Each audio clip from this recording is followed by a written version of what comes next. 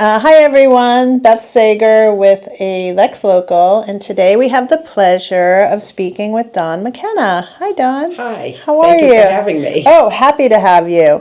So where would you like to begin? Do you want to talk about what in your background? I mean, you're running for Select Board, everyone. I'm sure everyone knows that. You're running for Select Board. Why? Well, I've been involved publicly for many, many years, and I find that right now we have significant challenges, and they need a strong leader who can meet the moment. And I have been, as part of my campaign, out knocking doors. I've knocked over 500 doors so far. You knocked on my door. Yes, and I knocked on your door, that's right. And so, yes, and I think it's very important because what you hear when you actually go out and talk to voters is what they care about and what we, as the elected leadership, should be representing. Or at least if we're not representing that, we should be able to explain why we made a different choice, but not just ignore what the sentiment is. And there is no doubt there are four issues that are very big on people's minds. The first, of course, is the consequences of Article 34, which is the Multifamily Housing Act. And second is the high school project, the cost and the direction of that project. And third is the affordability, which is a real concern for people in a way that it hasn't been for many, many years. And most importantly of all, people just don't feel like the town leaders are listening to them and understanding what their needs are and reflecting that.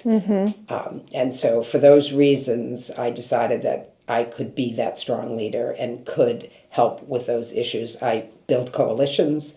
I talk to people that I disagree with as much as I talk to people I agree with, because I learn more from people I disagree with than those I agree with. Right.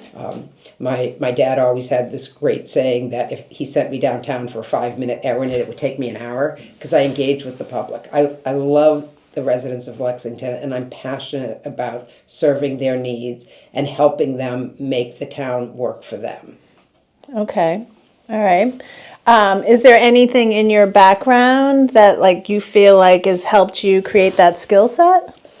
Well, I'm basically a small business entrepreneur by heart. Okay. And when one of the things that I did for the town in the past is I served as chairman of the tourism committee for okay. a couple of dozen years.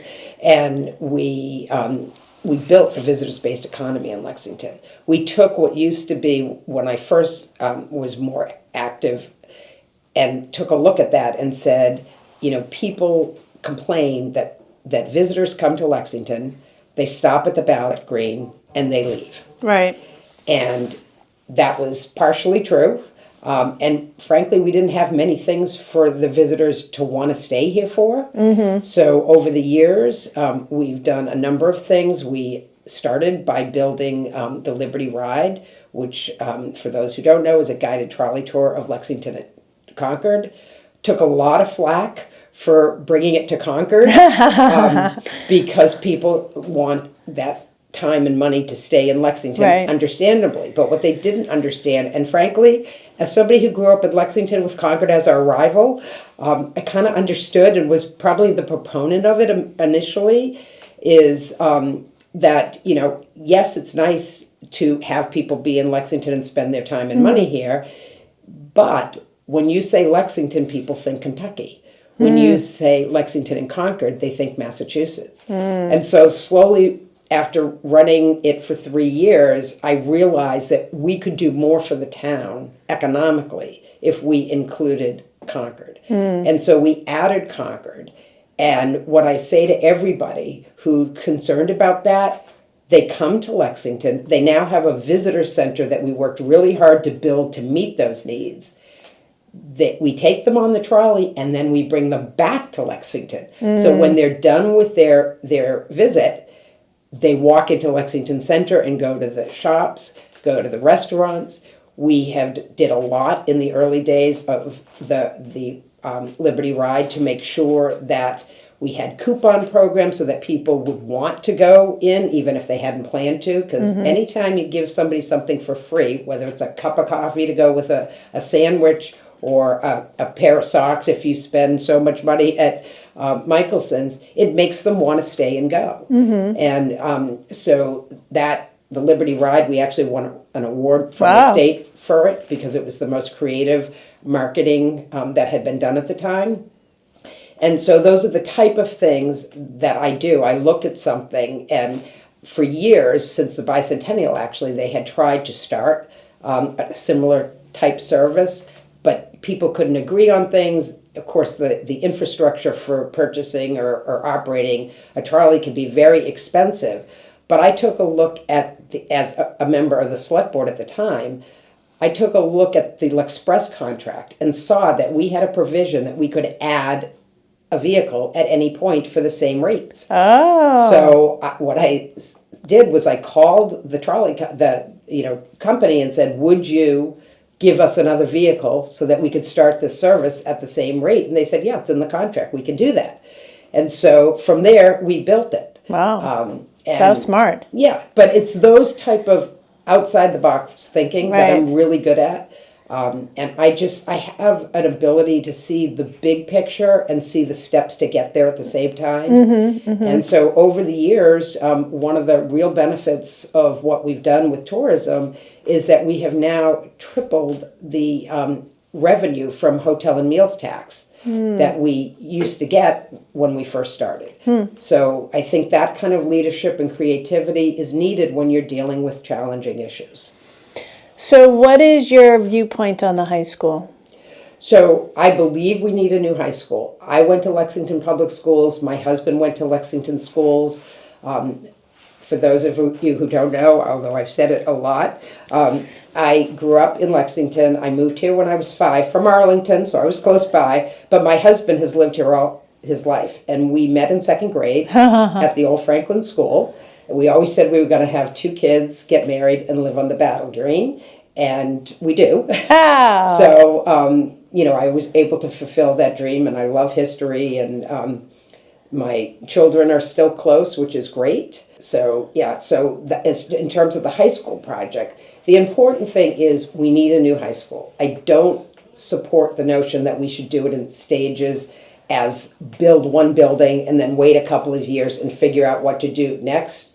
I believe it should be brand new, but I don't believe we're there yet with the public as to what has been proposed. I do think they've done a lot of good work.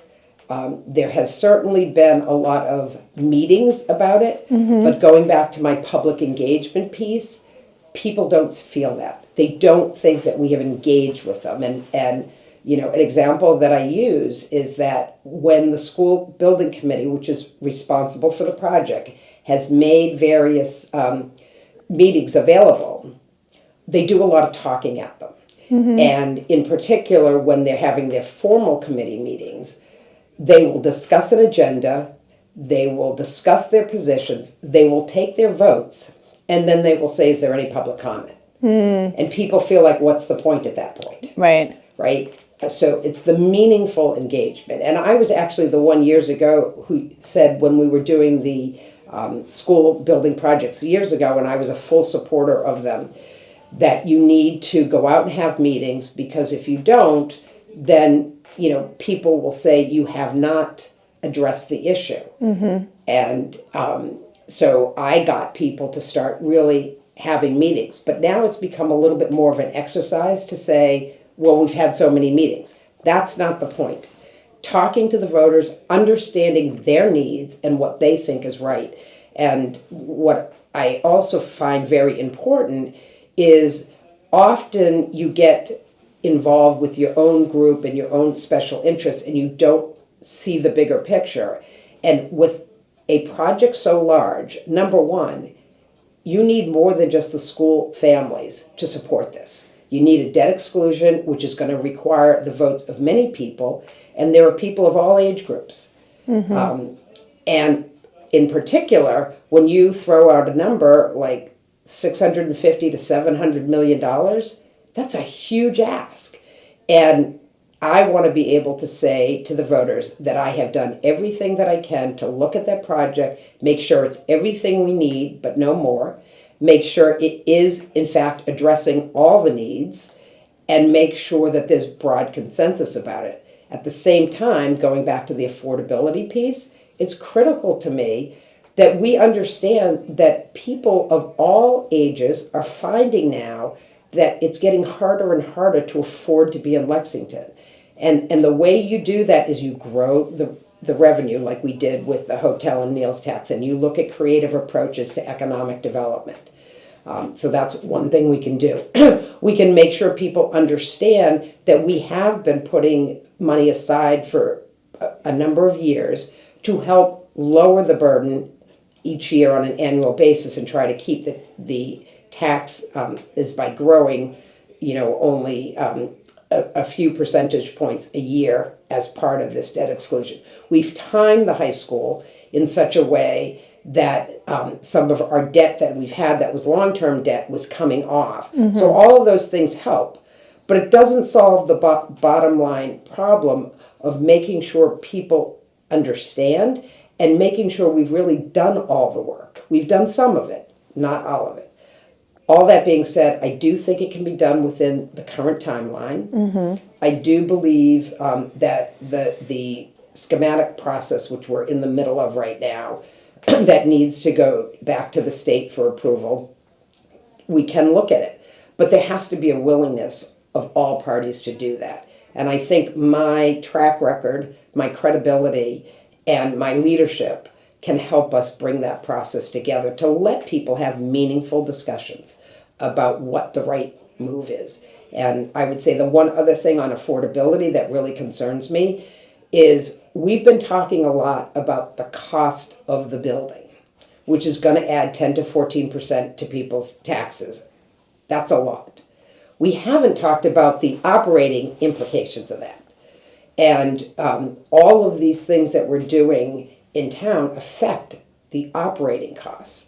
And so we need to make sure that we're not putting ourselves in a situation, not specifically about the high school, but the high school combined with the costs associated with the multifamily housing and some of the infrastructure that's going to be needed. So we have to look at those in a holistic way and say, how do we work on all of those problems together and really make sure that we are doing the best job we can for the residents so that they can stay here and not be forced to leave after we do all of this great stuff. Right. That's true. Yeah.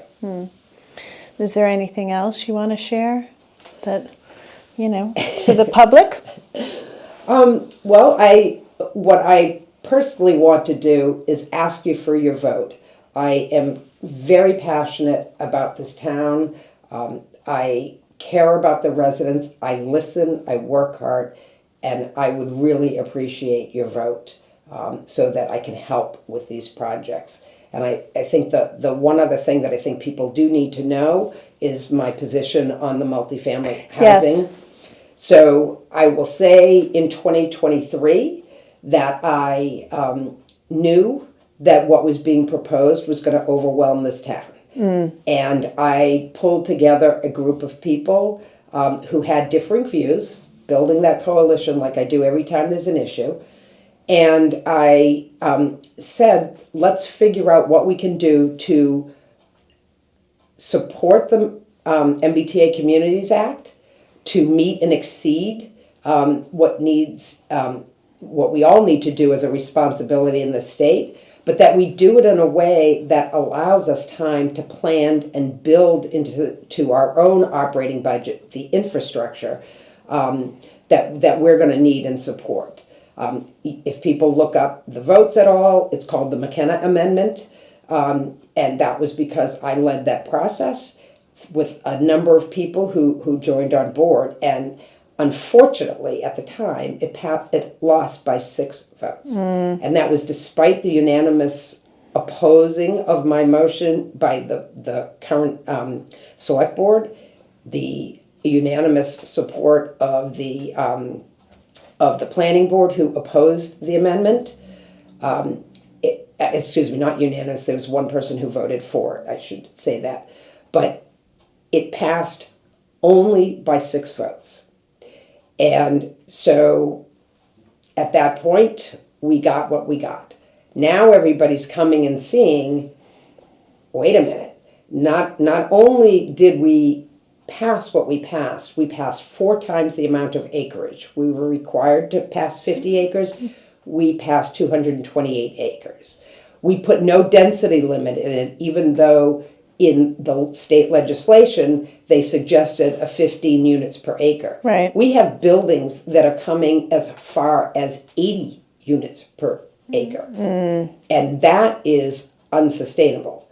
And some of the implications of that is I have been doing my homework, as they say, for many, many years. I attend select board meetings, I attend school committee meetings, and one of many other committees I go to as well, including the summit process with the 4 boards of the select board, the school committee, the appropriations committee, and capital. And that was a process that when I was back on the board 20 years ago, helped to create.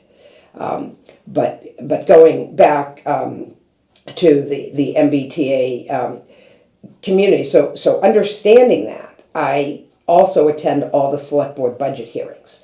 And this year's budget hearings, I sat and I listened to the fire chief talk about the fact that even though 5 years ago we bought a 20-year ladder truck, we have to look at a new ladder truck because their ladder truck doesn't reach the heights of some of these buildings that we never anticipated having. They have had a need for a new fire station. We've always talked about maybe we need a 3rd one. Now they absolutely need a 3rd station. So that's more infrastructure we're going to have to pay for.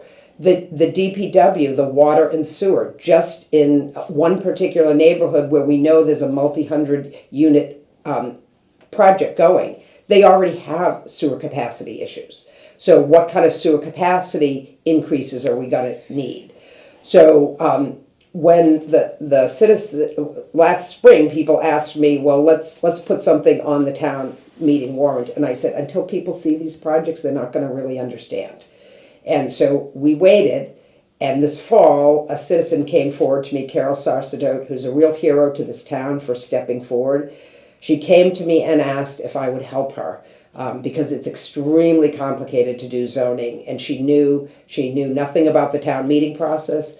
So I agreed to help her by pulling together that same group that we had worked with in 2023 to just take their temperature. And there was no question, just like every house that I knock on has said to me, what's your opinion on the MBTA zoning? And once I explained my opinion to a person, they're like, you have me. And so we did that, and then we started working on that, and eventually led to the decision that we needed to address this issue as quickly as possible, which is why the special town meeting is coming forward. And we have worked very hard with town council, with the planning board, to pull the best we can do together now. And it's not perfect. We anticipate that at some point we may want to revisit this, but we have to stop the bleeding right now because the town will crush under the weight of what is already on the books. And so we're working hard to convince town meeting members to support that. And that will at least say what's locked in place now is the people who have already submitted. But going forward, there will be a 15 unit per acre density. There will be a resolution with the select board and the planning board to say, select board, you take a look at the finances and really plan for our infrastructure and our operating costs as a result of this. Planning board, you look at what better tools we can use to still provide multifamily housing, but we won't be under the requirement of the by right.